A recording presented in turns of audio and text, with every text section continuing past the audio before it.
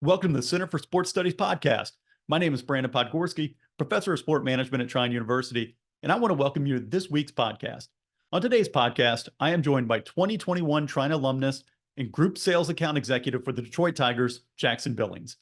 In his role with the Tigers, Jackson is responsible for prospecting groups and selling ticket packages for the Tigers. In this episode, Jackson shares how sleeping in a mudroom and pulling tarp for the New Hampshire Fisher Cats helped him develop the grit he needed to be a successful account representative. He also shares his advice for students who want to break into sports. I hope you enjoy the show. All right, joining us on today's show, another one of our esteemed Trine University sport management alums, Jackson Billings with the Detroit Tigers. Jackson, welcome to the show. Thanks very much, Brandon. I'm really glad to be here.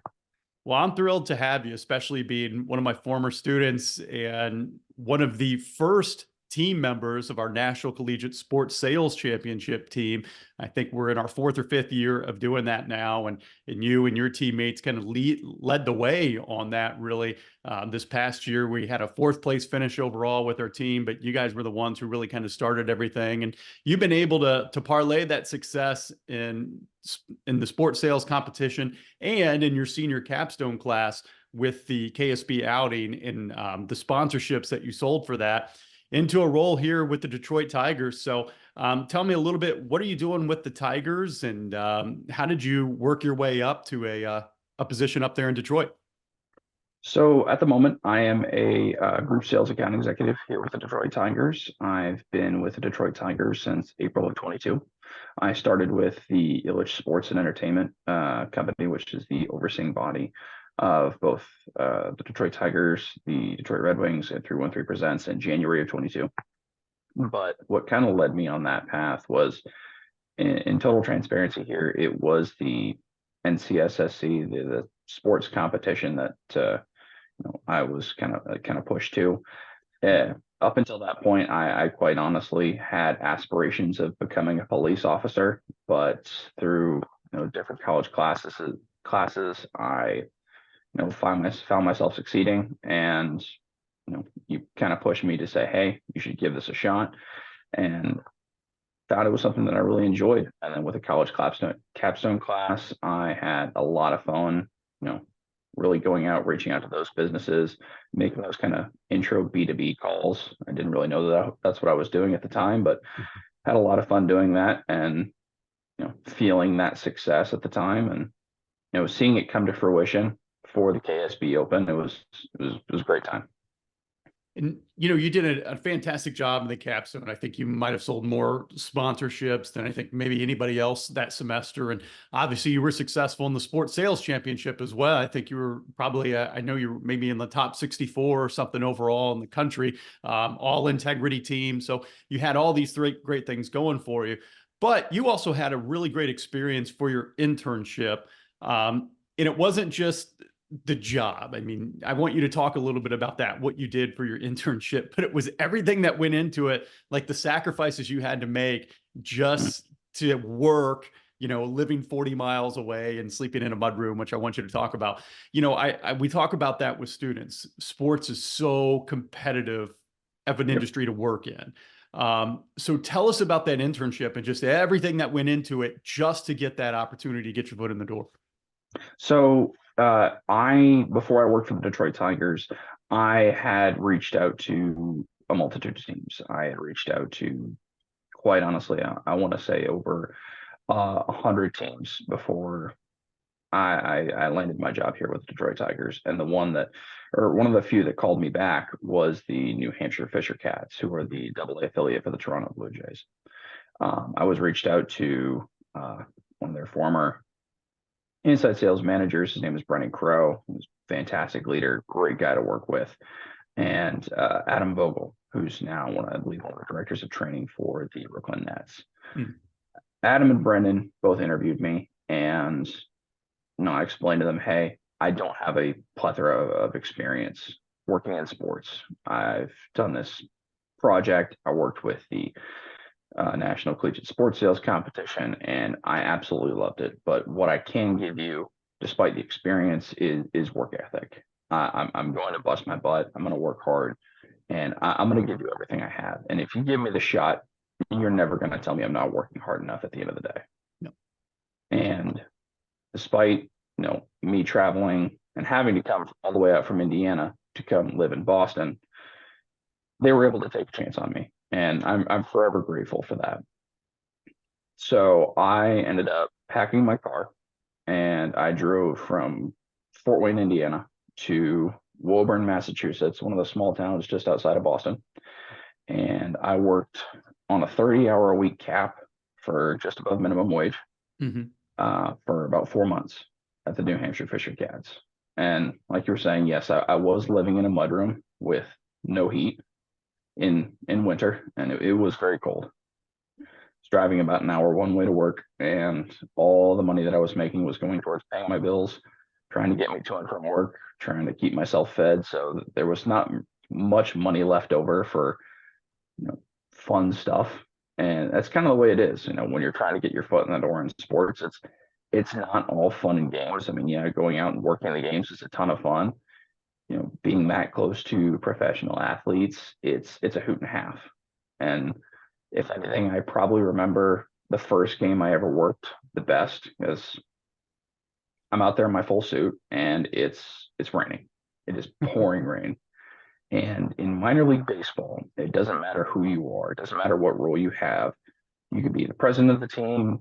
You could be just some guy working on the ticket office desk. Everybody works the field. You're all trying to make things happen so you can have a game. You're all trying to pull tarp. And that's what we did. We pulled tarp, we covered the field. And I was in left field with, I believe, the director of communications and public relations for the team. And we were squeegeeing the grass, trying to dissipate the water, making sure it, just kind of settled and drowned into the field. And I just couldn't stop laughing. And he looked at me and he said, "Why are you laughing so much?" And I looked back at him and he said, "If my mother see me now dressed in this getup, in my good shoes, doing this, she'd go ballistic. She'd be furious." But I'll be honest with you, I wouldn't trade that experience for anything, because not only did it teach me, hey, this is what you have to, this is some of the things that you might have to do to get to where you want to be. But and if you're not willing to do that, maybe this isn't for you. Absolutely. And, one of the things I talk with students, minor leagues are a great place to start because you get to experience everything. The Tigers would be where you want to go eventually because it's pro baseball, and that's where a lot of students want to be. And I understand that and support that. But you're kind of in your role there, and you work your way to get there. I mean, that's a great goal. But I think the minor leagues are a great place to start. It's a great place to have a career as well, just because you've got a hand in everything, whether you like it or not. You're pulling tarp in a suit. That's just kind of a part of it. So kind of fast forward to today, you talked about kind of the, working in your suit and getting rained on and playing the field, driving an hour, making calls. What are the traits that make people successful in sales? Like, if in I guess a double-barreled question on the back end of that, what are the traits that you need to be successful in your role? And when the Tigers are hiring, what are they looking for? So I'm gonna ride the Dan Campbell train here. It all comes down to, especially in sales, it's a lot of grit. You've got to be able to take, some days you're just not going to have your best days. Some days you're going to have to take tough losses. Just take it on the chin.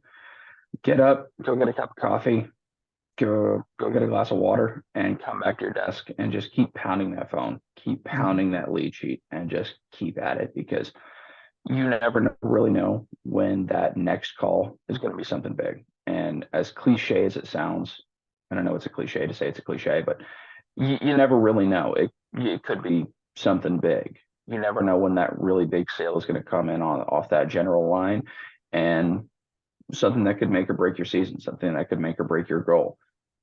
So I'd say what the Tigers are really looking for the most at the end of the day is, not only grit, somebody that's going to be able to come in and work hard, but coachability, somebody that's going to be able to, take their lessons when, they may not be doing something right, accept it, move on, and try and be better the next day. And I really like what you said there, talking about grit. And of course, we got to talk about Dan Campbell there for a second with the Lions and their playoff run, but that's really all it is in sales. You know, you didn't mention anything about, you know, education or particular traits or things like that. It's just the ability to continue to move forward and continue to give your best effort. Now, obviously, there's things that you need, you know, I mean, there's a strategy and steps and a process to sales, and you want to be able to be a good communicator and ask questions and listen and all those things, and that's great. Mhm. But I agree with you. I mean, it really is just okay. Hey, I struck out on that one you know, pardon the pun.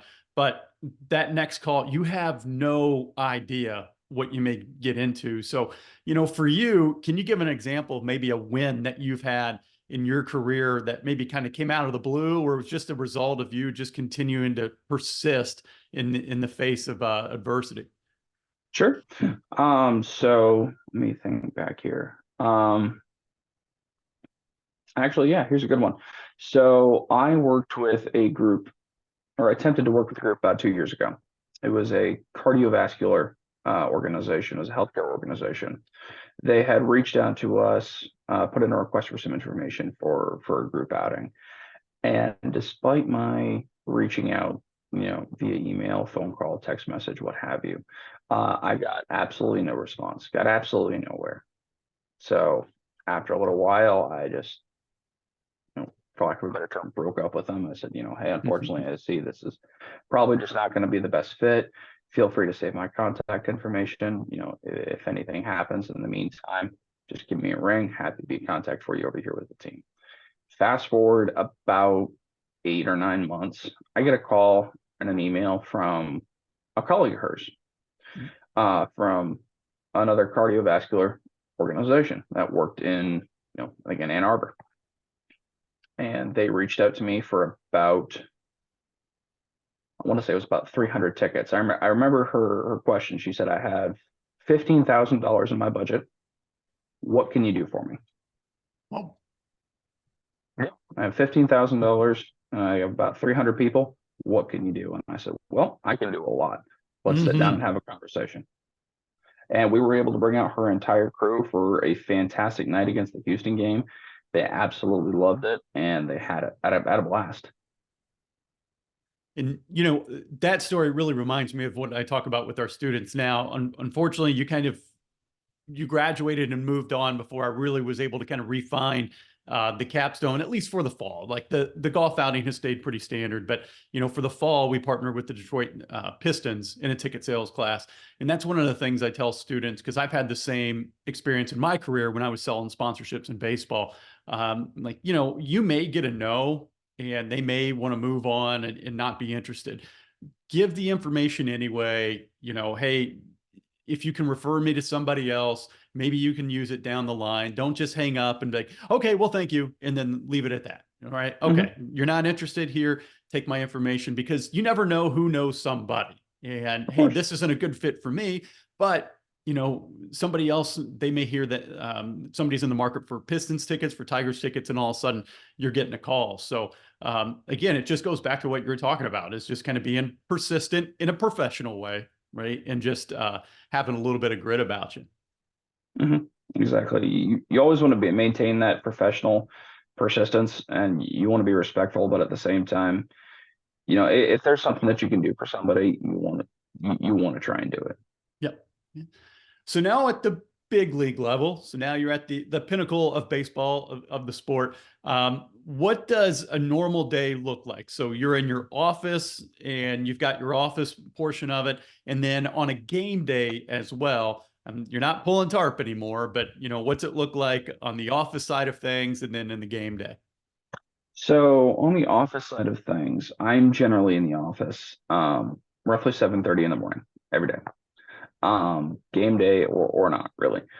I get in the morning and I prospect. I'm always trying to find my own leads. I'm trying to find different businesses, churches, schools, nonprofit organizations, youth sports leads, different things that I think could use the Tigers platform for not only their own benefit, but you know, get them out here to come watch, you know, professional baseball.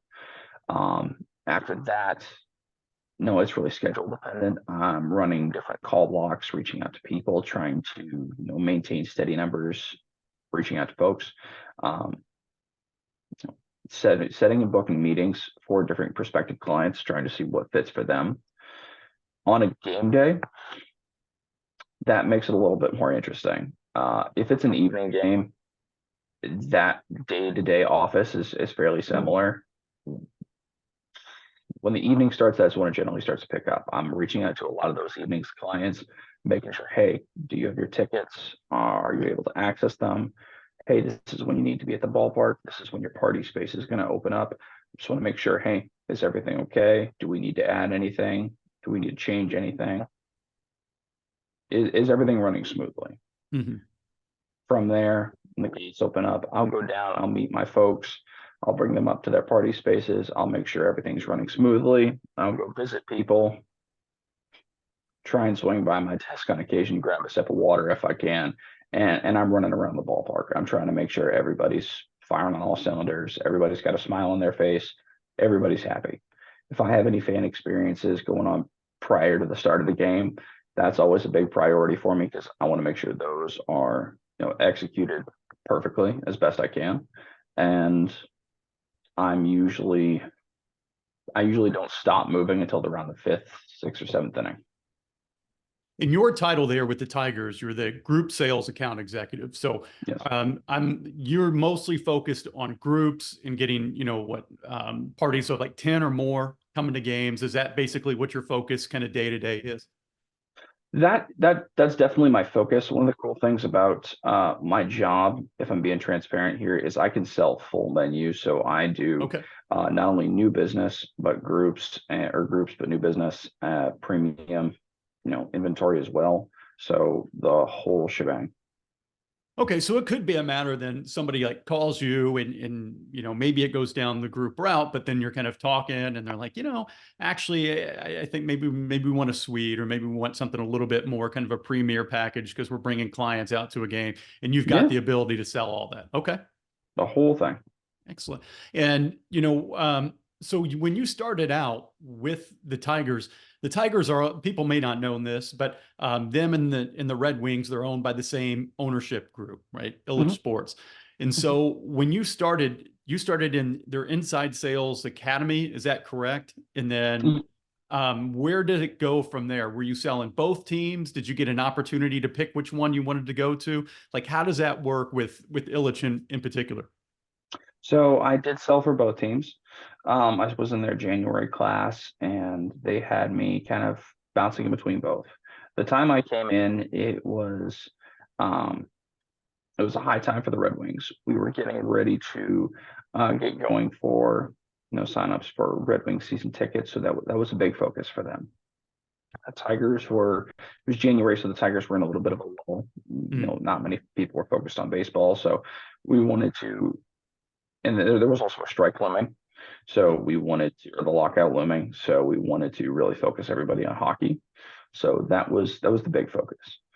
Um, April rolled around, and my direct report at the time, after conversations with the VP of the Tigers, came over to my desk and just said, "Hey, how would you feel about a group sales role here with the Tigers?" And I said, "I'll be honest with you, I hadn't really thought about it. I had always thought myself more towards new business with the Red Wings. Mhm. That was where, I really found myself enjoying being. I didn't spend a plethora of time over at Comerica Park, but I got over here to the ballpark for an interview, and I met with the manager of ticket sales, and I had a great interview. He really liked what I had to say. I really liked what he was talking about for the team. And here we are. Okay. And is that kind of the normal route that you know of with these programs where you kind of start off kind of in inside sales, you're making a lot of calls per day, and then if you're successful, you get to kind of, have a say or maybe kind of leaned in one direction on like maybe group sales or premium sales or ticket sales or I'm sorry, full season ticket sales, things like that. Um, I'll be honest with you, I can't really speak to any of the organizations aside from this one. I know that they will definitely try and find the best fit for you and take what you really want into an account. Um, I know what I initially thought was going to be best for me was I enjoyed the people that I was around, and I enjoyed the space that I was in. Mhm. My boss at the time looked at that and said, "Hey, I want to push this kid, and I want him to be the best that he can be." So he took me in a place that I was, put me in a place that was new, and that may have been a little bit uncomfortable for me at the time, and said, "I want you to see, I want you to make it work. I want to see what you can do and go make something out of it." So what was your training like? I mean, they're hiring people to come in, maybe with a little bit of background in sales, but not like a huge experience. And obviously you're coming in with your capstone experience, the sales championship, and then the Fisher Cats, which was huge. But once you get there, I mean, they've got to train you up a little bit. So what does that look Mhm. like? Especially like with the Tigers Red Wings. So we had about a 2 week onboarding process, working through our process, working through different ways to operate different things, different objections, just general sales training, stuff like that, and different procedures, different ways to operate the systems, because just it's fun. It's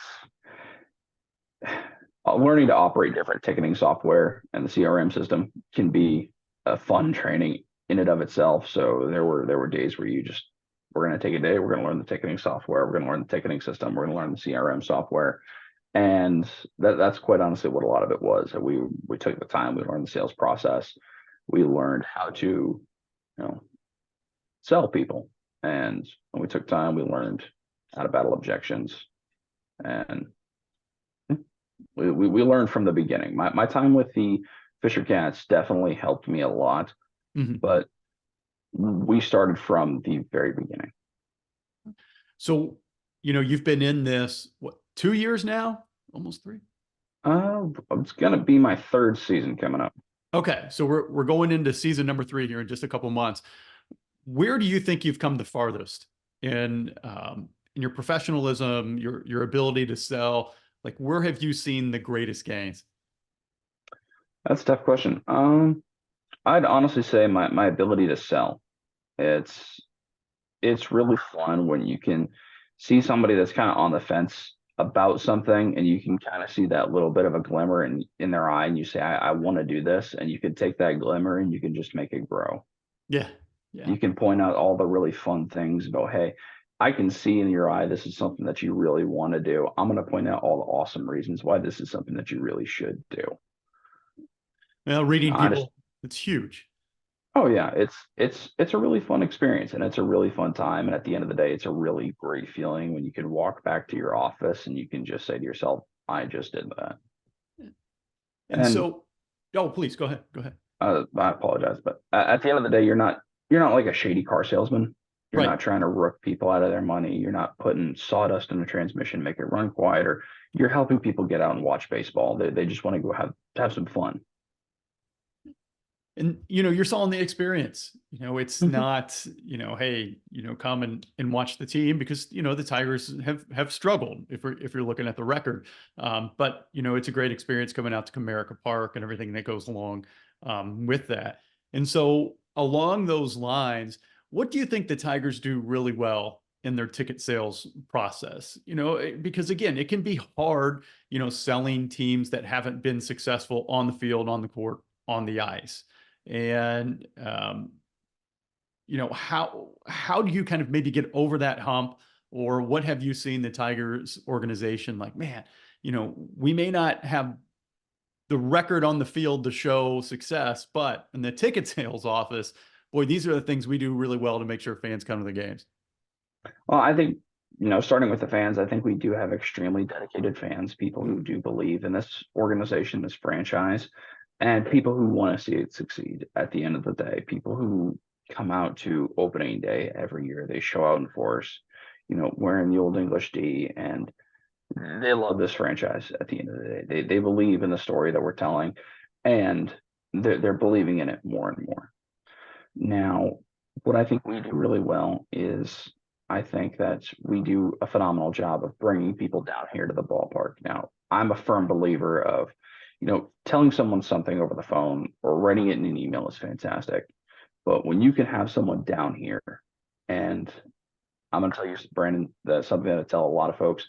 I don't know if you've ever walked around a 42,000 person stadium where it's just you, me, and the birds, but it's pretty cool. Yeah. And when you can get them down there and you can walk them from, the tunnel down through the visitor's dugout, onto the warning track, and you can just take a step up, and you can look at it. It's pretty impressive. Oh, absolutely. And, we brought a group of students out last year and you were very kind enough to give us a tour really before things got going and we were kind of down on the lower level. I've got to do this in Milwaukee as well, but you kind of get down to almost field level there and just kind of look out and it's like, wow, this is pretty big. This is pretty cool. I mean, especially as a kid growing up playing baseball and, your one day is to play in the major leagues, you kind of get a sense just, this is going to kind of be a bad word, but just kind of the awesomeness of being in that environment, just because it's so big. It's just dedicated to baseball. There's nothing else going on. It does. I mean, and again, I'm a baseball fan, so I'm kind of, fangirling a little bit, but I think it was kind of breathtaking personally. Oh yeah, it's phenomenal. It's one of those things where, and some people say you lose it, and I've tried really hard not to, and I think I've been successful about trying not to get, for lack of a better term, I don't know if this is the right word, but blasé, like you don't really care. Yep. About, hey, yeah, you work in baseball and it's okay, it's just your office. I have one of the coolest offices in the world. Yeah. And it's really awesome. I get to go to Comerica Park every single day. I get to go work in a professional baseball stadium every single day. And if you can maintain that in yourself, it can help convey that to the people that you're talking to, because it's really hard to sell something that you don't believe in. And I think that's great perspective, especially for baseball, because there's so many games. They're so long. Like I remember working in baseball, same thing. Hey, I'm in there early in the morning. I'm doing all my calls. I'm there till 5. Game starts at 7. And, we're getting to the 9th inning and I'm just like, man, I don't care if we win or lose. Just please don't go into extras. And, you do have to kind of take a step back and have that perspective. Like, hey, well, I'm at the ballpark. I mean, it could be a whole lot worse, right? Yeah. So, final thing before we let you go, kind of, again, being a Trine alum and being in the steps of these students that might be listening just a few years ago, if you could go back and give some advice to these students, what would it be, especially if they want to break into sports on any level, because not everybody wants to be in sales, or if you just want to keep it sales specific, like any advice that you would like to give them? Honestly, as corny as it sounds, be that guy. Be that guy that shows up early. Be that guy that stays late. And if you're gonna push a trade or two that really, screams, "Hey, I want this," it's gonna be coachability and it's gonna be grit, because a fantastic GPA is great. A fantastic GPA is one of those things that you're going to be able to hold on to for the rest of your life. And I applaud you for it. But at the end of the day, that's going to stop when you leave college. You can teach a GPA. You can learn, study, you can do all those things for a GPA. Coachability is something that you have to teach yourself. And it's something that you have to realize, hey, if this is something that I want, this is something that I have to have within myself. And the same goes for grit.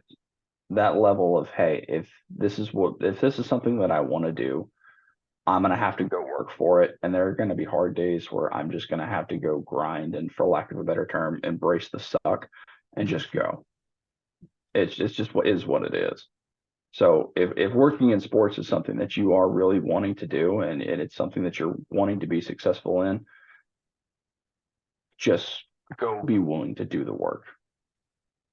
And the beautiful thing, both of those things, they're coachable, coachability and grit.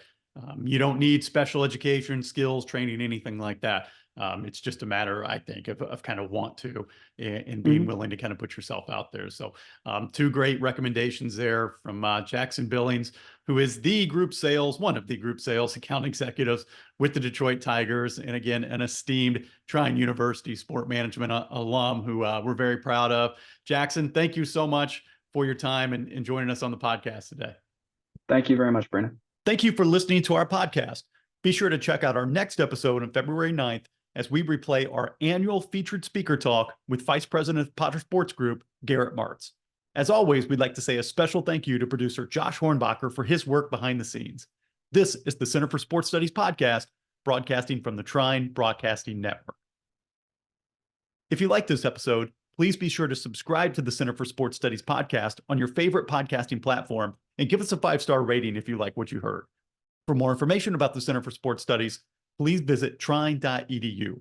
Also, be sure to like the Trine Center for Sports Studies on Facebook, follow us on Instagram and X at Trine CSS, and subscribe to our YouTube channel.